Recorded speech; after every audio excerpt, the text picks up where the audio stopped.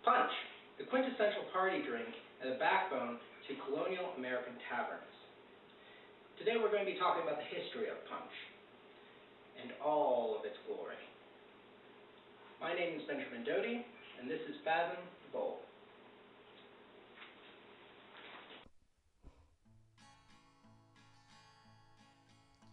Oh, come ye brave heroes, give an ear to me song, and I'll sing in praise of good brandy and rum. There's a clear crystal fountain near England shall roll. Oh, give me the punch ladle, oh, fathom the bowl. Oh, fathom the bowl, oh, fathom the bowl. Oh, give me the punch ladle, oh, fathom the bowl. From France we do get brandy, from Jamaica comes rum, sweet oranges and lemons from Portugal come, but stout and strong cider are in England's control. Oh, give me the punch ladle, oh, fathom the bowl, oh, fathom the bowl, oh, fathom the bowl. Oh, give me the punch ladle, oh, fathom the bowl, oh, fathom the bowl, oh, fathom the bowl. Oh, give me the punch ladle, oh, fathom the bowl.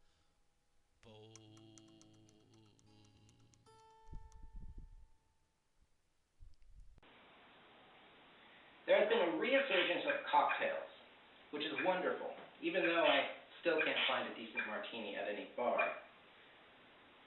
But there's something else that we seem to have forgotten, and that's punch. Punch is actually much older than cocktails, and it's something that I feel like we have neglected.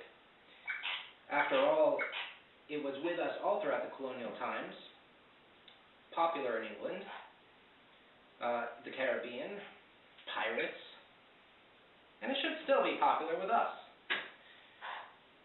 We just need to know how to make it.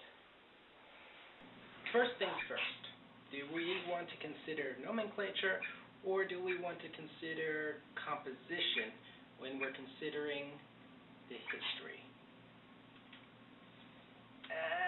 Well, let's start off with nomenclature.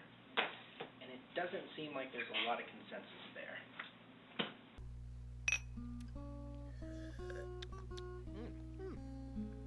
Jolly good drink, Georgie boy. What shall we call it? I don't know, Your Majesty. Well, I think we'll tax it then. What? Tax this, King George? Oh, but we have to pay for that 7 years war you started. That was just idiotic. The first time the word punch comes into the English language is 1632, well before the American Revolution.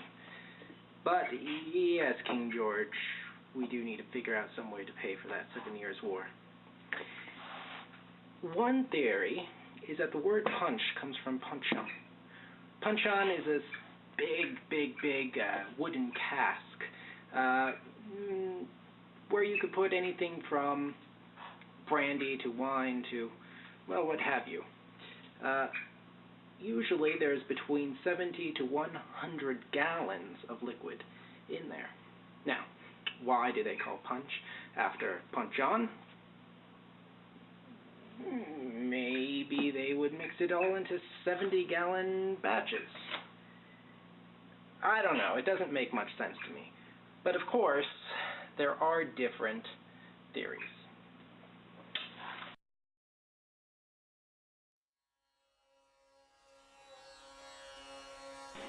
It was here in India where the name actually came from.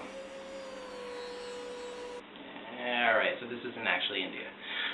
But the English derivation of the word comes from a Hindi word, panch. Panch is what we have here. Very similar to this. Something of this sort. If we want to look further back in time, there was an older word in Hindi, which was panch. That could have derived from the Persian word punch. Well, you know, punch. Think back. Ancient Persian classes, Come on, ancient Persian classes in college, I'm sure you took them. Panch. You're hopeless. Panch means 5. 5. Why? Because this harkens back to the traditional recipe of punch, with 5 ingredients.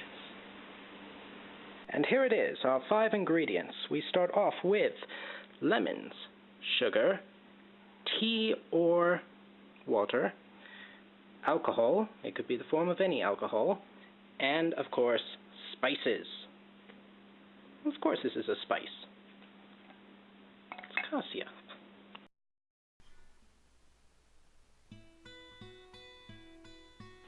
You know from eastern India came the skill of making punch, as did the name. And as the name consists of letters 5, by 5 ingredients, it is kept alive. To purest water, sugar must be joined. With these, the grateful acid is combined. Some any sours, they get contented use, but men of taste do that from Tangus choose. Now when these 3 are mixed with care, then added be of spirit, a small share. And that you may the drink quite perfect see. Atop the musky nut must grated be. That was a poem by Samuel Mather, who shipped a crate of lemons to his friend in New England in 1757, just to emphasize its popularity. Well, that's great, India. We have 5 ingredients. But what about proportion? I mean, a teaspoon of sugar is not going to sweeten a pint of lemon juice any more than a children's clown will entertain a group of manic depressive emos. No, for proportion, we'll need a little help from our friends. 1 of sour, 2 of sweet, 3 of strong, 4 of weak, plus some spice. Pirates. Caribbean pirates, nonetheless. Now, how is it that Caribbean pirates get a hold of recipes and proportions when punch was invented in India? Well, notice how I say it was invented in India and not by Indians. There's an important distinction there. You see, we don't actually know who invented punch, be it the Indians or the English. The Indians don't seem to write much about it before the English got there, and the English seem to love it and export it everywhere. Oh, give me the punch ladle, oh, fathom the bowl, oh, fathom the bowl, oh, fathom the bowl, oh, give me the punch ladle, oh, fathom the bowl. Beer goes bad. Wine turns to vinegar. But hard alcohol always stays the same. Actually, that's not true. It only improves as it lingers in the barrels. So this was very important in the 15th and 16th centuries, and 17th centuries, and punch was first around. You see, people needed alcohol. It cleansed the water, and, well, it tasted good. People loved it, drinking it by the gallons every day. So when sailors embarked on a journey from England, they took their alcohol with them. Of course, they had ale and wine. The wine was for the gentlemen. The problem was, it went bad. It was wretched stuff after a few days, and they needed something different. That's when they really started drinking punch. You see, they learned from the Indians, or maybe from the conditions that they found in India, a great environment where they can make the alcohol into something palatable. And that's important too, the palatability of the alcohol. You see, the alcohol wasn't as good as the alcohol nowadays. It was wretched stuff.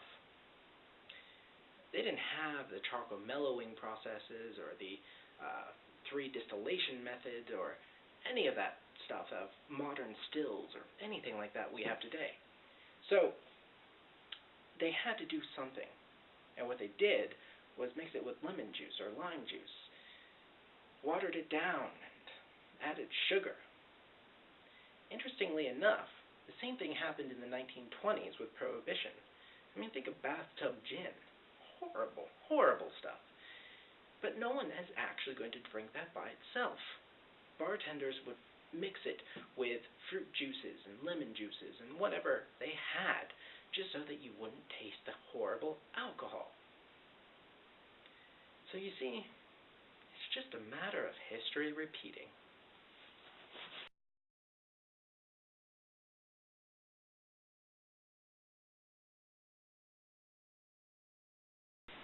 Now, one thing I must note, the 1 of sour, 2 of sweet, 3 of strong, and 4 of weak proportion is something that actually comes from Barbados.